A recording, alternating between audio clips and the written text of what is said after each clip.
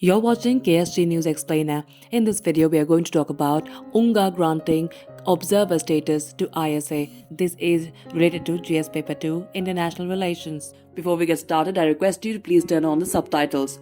The United Nations General Assembly has granted observer status to the International Solar Alliance, according to India's permanent ambassador to the UN, S Tirumurti.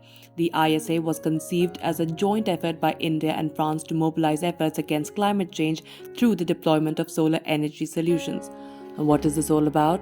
The granting of observer status to ISA in the General Assembly would help provide for regular and well-defined cooperation between the Alliance and the United Nations that would benefit global energy growth and development.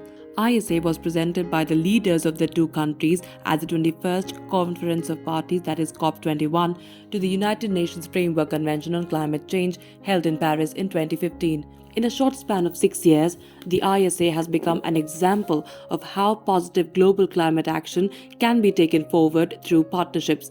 ISA provides a dedicated platform for cooperation among governments, multilateral organizations, industry, and other stakeholders to help achieve a common goal.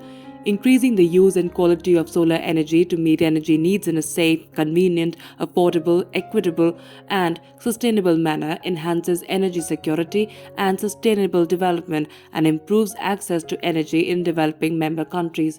A total of 80 countries have signed and ratified the ISA Framework Agreement, and 101 countries have only signed the agreement. That's all we could pack in this edition of KSG News Explainer. Stay tuned for more such videos.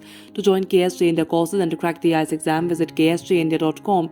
You can also get a PDF of this video on ksgindia.com. Thanks for watching.